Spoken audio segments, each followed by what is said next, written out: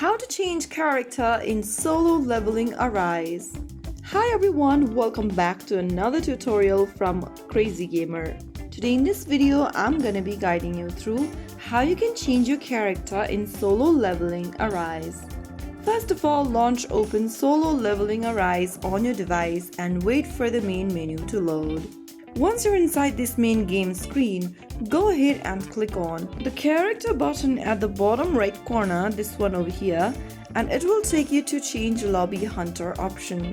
From here, select a different character you want to change to, and now click on save at the bottom right corner, and this will change your lobby character right away. Now you'll be able to see that the character in the lobby screen has been changed. That's how you change your character in Solo Leveling Arise. You can always repeat this step to change your character anytime you want. Now, you might be able to see that there are limited character in the Lobby Hunter screen.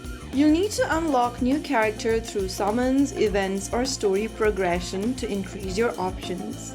If you found the video helpful, don't forget to like, share, and subscribe to our channel. I will be back again in the next episode. Thank you for watching.